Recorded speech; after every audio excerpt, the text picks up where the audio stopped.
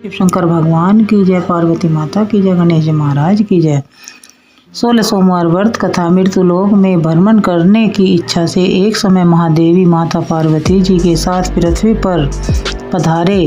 यहाँ वे भ्रमण करते करते विदर्भ देशांतर्गत अमरावती नाम की अति रमणीक नगरी में पहुँचे। अमरावती नगरी अमरापुरी के सदृश सब प्रकार के सुखों से परिपूर्ण थी। उसमें वहाँ के महाराज का बनाया हुआ अति रमणीक शिवजी का मंदिर बना हुआ था।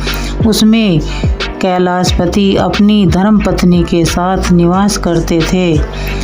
एक दिन माता पार्वती अपने प्राण प्रिय को प्रसन्न देख कहने लगी, हे महाराज, आज तो हम तुम दोनों चौसर खेलें। शिवजी के प्राण प्रिया की बात को मान लिया और वे चौसर खेलने लगे। उसी समय मंदिर का पुजारी मंदिर में पूजा करने आया। माता जी ने ब्राह्मण से प्रश्न किया कि पुजारी जी बताओ, इस बाजी में दोनों में से किसकी जीत होगी। ब्राह्मण बिना विचारे ही बोल उठा कि महादेव जी की जीत होगी।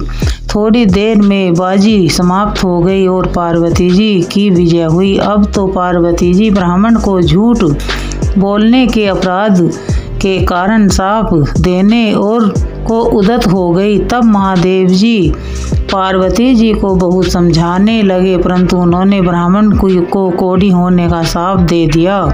कुछ समय में पार्वती जी के शापवश पुजारी के शरीर में कोढ़ पैदा हो गया। इस कारण पुजारी अनेक प्रकार से दुखी रहने लगा। इस तरह से कष्ट पाते पाते जब बहुत दिन हो गए तो देवलोक की अप्सराएं शिवजी की पूजा करने उसी मंदिर में पधारी। पुजारी के कोढ़ के कष्ट को देखकर वे बड़े दयाभाव से रोगी होने का कारण पूछने लगी। पुजारी ने निसंकोच सब बात उनसे कह दी। तब वे अप्सराएं बोली, हे पुजारी, अब तुम अधिक दुखी मत होना, भगवान शिवजी तुम्हारे कष्ट को दूर कर देंगे। तुम सब व्रतों में श्रेष्ठ 16 सोमवार व्रत भक्ति के साथ करो। तब पुजारी अप्सराओं के साथ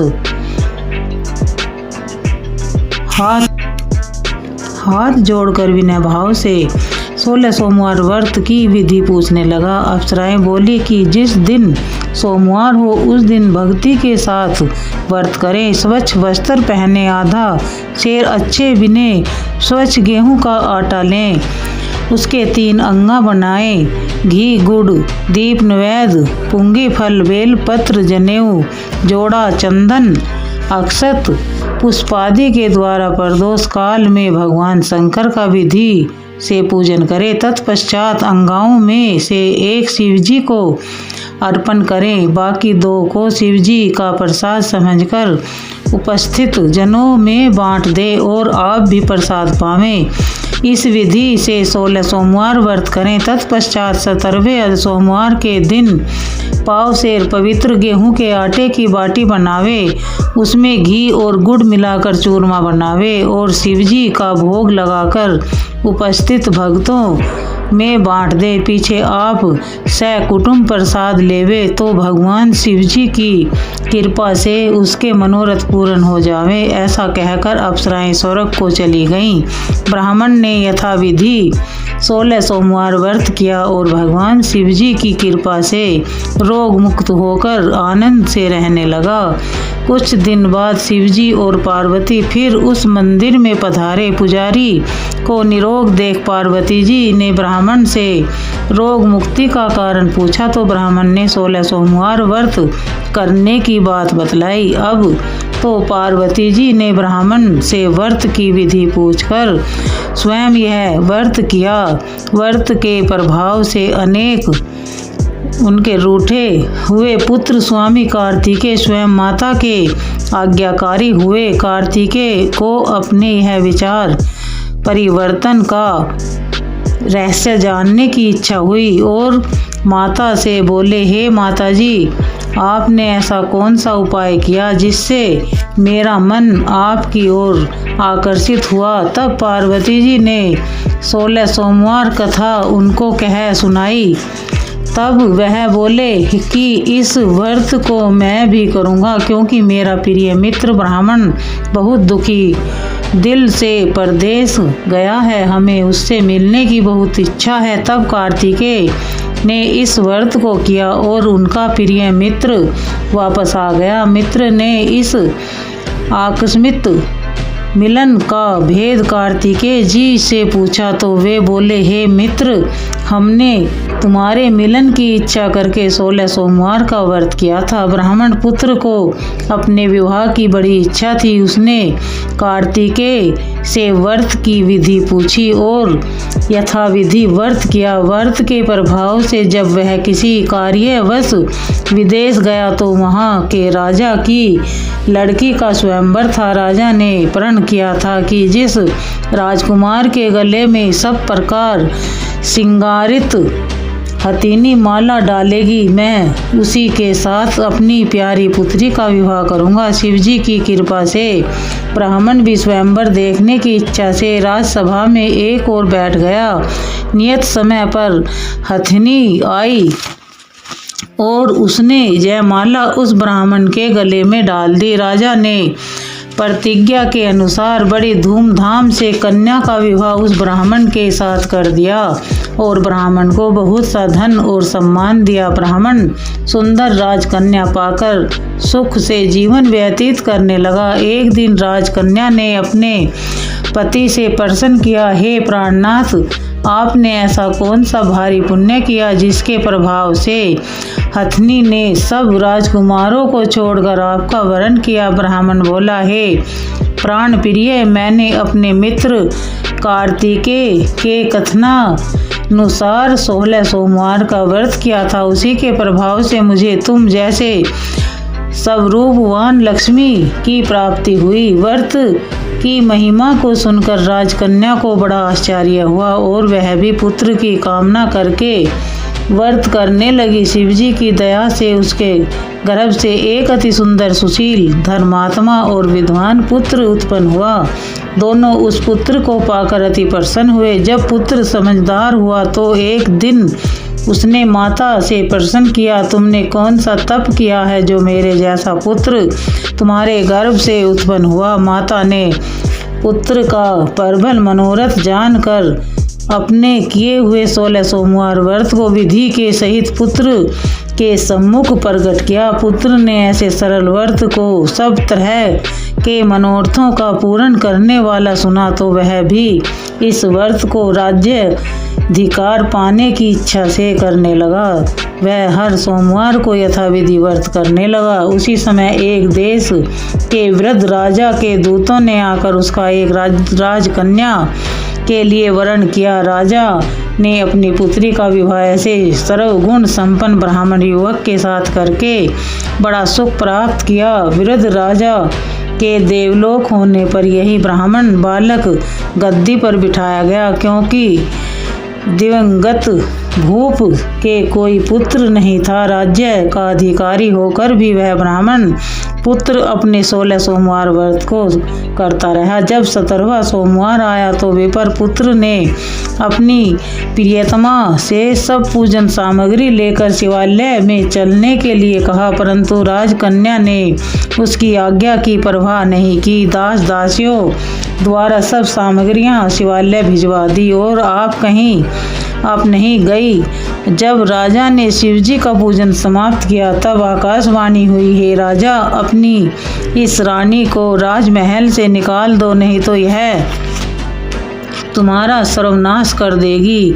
आकाशवाणी सुनकर राजा के आश्चर्य का ठिकाना नहीं रहा और तत्काल ही दरबार में आकर अपने सभासदों से पूछने लगा, हे मंत्रियों, मुझे आज शिवजी की आकाशवाणी हुई है कि राजा तू अपनी इस रानी को निकाल दे, नहीं तो यह तेरा सर्वनाश कर देगी। मंत्री आदि सब बड़े विस्मय और दुख में डूब गए। वे सोचने लगे कि जिस कन्या के कारण इसे राज्य मिला है, राजा उसे ही निकालने का जाल रच रहा है। राजा ने रानी को अपने यहाँ से निकाल दिया। रानी दुखी हृदय से भाग्य को कोसती हुई नगर के बाहर हुई। फटे वस्त्र पहने भूख से दुखी धीरे धीरे चलकर एक नगर में पहुंची। वहां एक बुढ़िया सूत काटकर बेचने को जा रही थी। वह रानी की करुणा दशा देखकर बोली, चल तू मेरा सूत बिकवा दे, मैं वृद्धा हूँ, भाव करना नहीं जानती। बुढ़िया की यह बात सुनकर रानी ने बुढ़िया के सिर से सूत की गठरी उतारकर अपने सिर पर रख ली। थोड़ी देर में ऐसी आंधी आई कि बुढ़िया का सूत पोटली सहित उड़ गया। बेचारी बुढ़िया पछताती रह गई। रानी को अपने से दूर कर दिया। अब रानी एक तेली के घर गई तो तेली के सब मटके शिवजी के प्रकोप से उसी समय चटक गए। ऐसी दशा देख तेली ने रानी को अपने घर से निकाल दिया। इसी प्रकार रानी अत्यंत दुख पाती हुई नदी के तट पर गई तो उस नदी का समस्त जल सूख गया। उस नगर से निकलकर भूखी प्यासी रानी एक वन में गई। वहां जाकर सरोवर में सीढ़ी उतर पानी पीने को गई। उसके हाथ से जल स्पर्श होते ही सरोवर का नीलकमल के सदृश जल असंख्य कीड़ों में गंदला हो गया। रानी ने भाग्य पर दोषारोपण करते हुए उस जल को पीकर पेड़ की शीतल छाया में विश्राम करना चाहा। वह रानी जिस पेड़ के नीचे जाती उस पेड़ के पत्ते तत्काल ही गिर जाते। अपने वन सरोवर और जल की ऐसी दशा देखकर उस वन में गौवें चराने वाले ग्वाले बड़े दुखी हुए। उन्होंने ये बातें उस जंगल में स्थित मंदिर के पुजारी से कही। ग्वाले रानी को पकड़कर पुजारी के पास ले गए। रानी की मुख कांति और शरीर की शोभा देखकर पुजारी जी जान गई है अवश्य ही विधि गति की मारी हुई कुलीन अबला है। ऐसा सोच पुजारी ने रानी से कहा, हे पुत्री, मैं तुमको पुत्री के समान रखूंगा, तुम मेरे आश्रम में ही रहो। पुजारी के ऐसा वचन सुन रानी को धीरज हुआ और आश्रम में रहने लगी। परंतु आश्रम में रानी जो भोजन बनाती उसमें कीड़े, जल भर के लावे उसमें कीड़े पड़ जाए। अब तो पुजारी भी दुखी हुए और रानी से बोले, हे बेटी, तेरे पर कौन से देवता का कोप है जिससे तेरी ऐसी दशा है। पुजारी जी बात सुनकर रानी ने शिवजी की पूजा करने को न जाने की बात बतलाई। यह सुनकर पुजारी जी ने शिवजी महाराज की अनेक प्रकार से स्तुतियां की और फिर रानी से बोले, हे पुत्री, तुम सब मनोरथों को पूर्ण करने वाले 16 सोमवार व्रत को करो, उसके प्रभाव से अपने कष्टों से मुक्त हो जाओगी। पुजारी जी की यह बात सुनकर रानी ने 16 सोमवार व्रत को विधिवत संपन्न किया। 17वें सोमवार को पूजन के प्रभाव से राजा के हृदय में विचार उत्पन्न हुआ कि रानी को गए बहुत समय व्यतीत हो गया, न जाने कहाँ कहाँ भटकती होगी, ढूंढवाना चाहिए। राजा ने यह सोचकर रानी को तलाश करने चारों दिशाओं में दूत भेजे। वे तलाश करते हुए पुजारी के आश्रम में रानी को पाकर पुजारी से रानी को मांगने लगे, परंतु पुजारी ने उनसे मना कर दिया। दूत चुपचाप लौट गए और आकर महाराज के सम्मुख रानी का पता बताया। रानी का पता पाकर राजा स्वयं पुजारी के आश्रम में गए और पुजारी से प्रार्थना करने लगे कि महाराज, जो बाई जी आपके आश्रम में रहती हैं वह मेरी पत्नी है।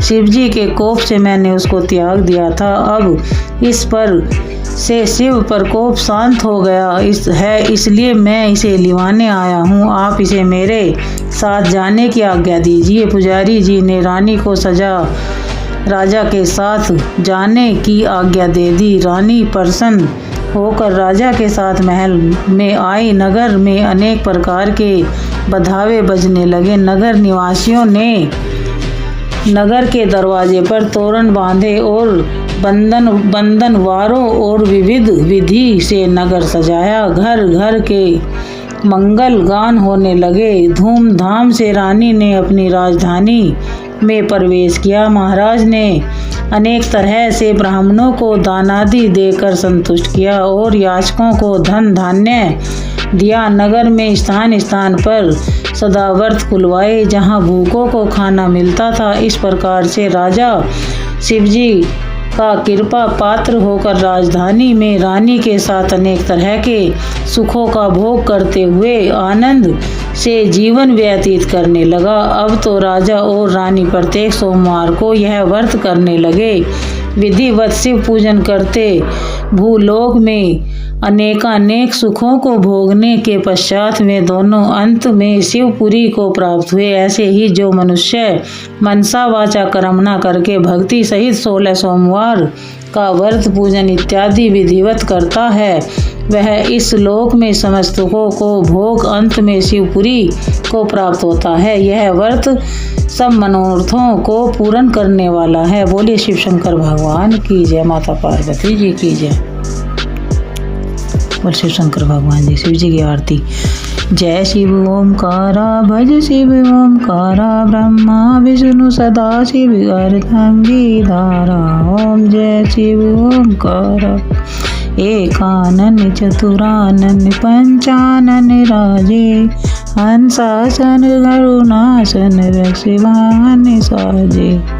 ओम जय शिव ओमकारा दो भुज चार चतुर्भुज 10 भुज अति सोए त्रिगुण रूप निरखते त्रिभुवन जन मोह। ओम जय शिव ओमकारा अक्षमाला बनमाला मुड़माला धारी त्रिपुरारी कंसारी करमाला धारी। ओम जय शिव ओमकारा श्वेतांबर पीतांबर बाघांबरी अंगे सनकादिक गरुणादिक भूतादिक संगे।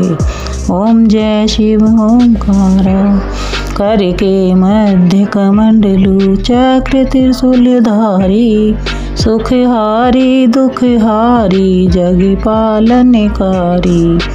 ओम जय शिव ओमकारा ब्रह्मा विष्णु सदा शिव जानत अभिवेका प्राणवाक्षर से शोभित ये तीनों एका।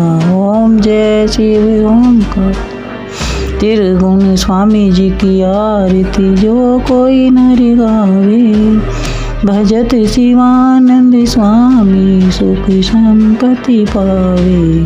ओम जय शिव ओमकारा। बोलो शिव शंकर भगवान की जय।